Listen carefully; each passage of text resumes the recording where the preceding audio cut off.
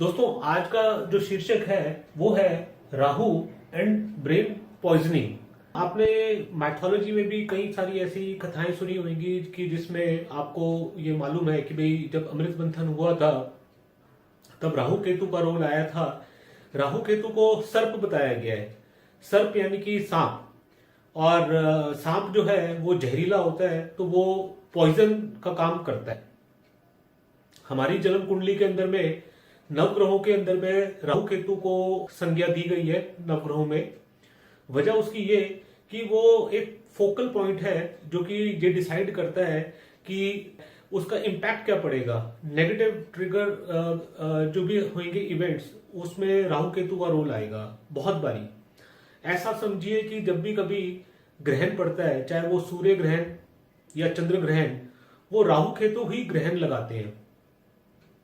वो सिर्फ लुमिनरीज को ग्रहण नहीं लगाते, वो जिन भाव में बैठे होते हैं उन भाव के कारकों को भी ग्रहण लगाते हैं। यहाँ पे हम बात करेंगे राहु का, यदि कोई रोल बनेगा 5th हाउस से तो उसका क्या इंपैक्ट हमारे जीवन पे पड़ता है।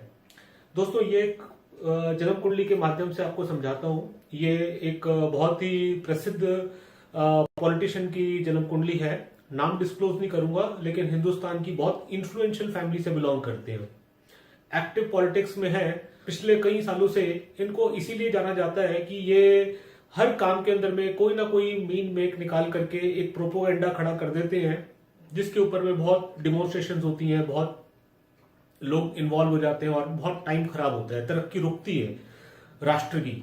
ये सब किस वजह से मतलब इनके दिमाग में ये बातें आती हैं, आपको ये चीज समझाता हूं।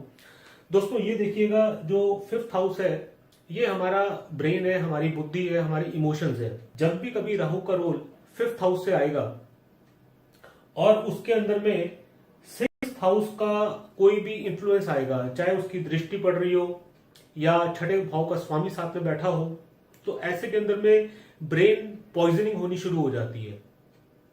मतलब दिमाग के अंदर में जो मेंटल एब्रेशंस है वो बढ़ने शुरू हो जाते हैं। हर काम में आप मीन मेक निकालना शुरू करते हैं, जिसे कहते हैं ना फॉल्ट फाइंडिंग। हर चीज में आप कोई ना कोई फॉल्ट निकालने की कोशिश करते हैं। इस केस में आप देखेंगे कि जो राहु है वो शनि की राशि में बैठा है, 5वें भाव में शनि की राशि में बैठा है, और शनि जो है वो 7th भाव में अपनी नीच की राशि में। इनको दृष्टि देता है बृहस्पति, जो कि छठे भाव का स्वामी है। तो बृहस्पति का रोल 5th हाउस से भी आ गया और 5th हाउस के स्वामी के साथ में भी आ गया, जो कि छठे भाव का कारक है। दोस्तों ऐसे लोगों के साथ में आप ये चीज देखेंगे कि इनके अंदर में जेलसीज की भावना भी बहुत ज्यादा हद तक आ जाती है, और कई बार क्या है मेंटल फोबिया भी होना शुरू हो जाता है।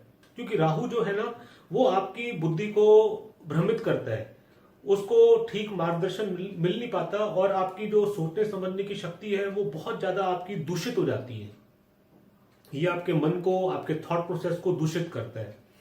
यही चीज आप देखिएगा कि नवांश कुंडली में भी आप देखेंगे कि इनका जो राहु है वो शनि की राशि में ही बैठा हुआ है, और शनि से ही देखा जा रहा है, जो कि 5वें भाव का स्वामी है। अगेन आपके थॉट प्रोसेस, आपके इमोशंस, तो जो सोचने समझने की जो शक्ति है उसको ये भ्रमित करता है, और क्लैरिटी आप ढूंढ नहीं पाते। जैसे कि मैंने पीछे भी आपको गुरु चंडाल के योग में बताया था कि ऐसे लोग जो है मीन मेक निकालते हैं, राहु ही वो काम कराता है। यहाँ पे राहु जो है वो बृहस्पति से देखा भी जा रहा है, और उसका जो राशि स्वामी शनि है वो भी बृहस्पति से देखा जा रहा है। नवांश कुंडली में आप देखेंगे कि शनि डायरेक्टली ही राहु को दृष्टि दे रहा है। वैसे तो बृहस्पति की भी वक्री दृष्टि आप देखेंगे तो राहु पे पड़ रही है।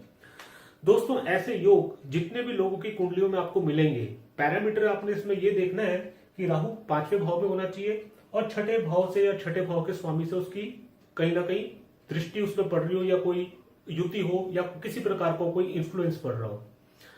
दोस्तों ऐसे कई सारे योग हमारे ज्योतिष शास्त्र में बताए गए हैं, जिनका वर्णन मैं अपने हर वीडियोस के जरिए आपसे करता जाऊंगा।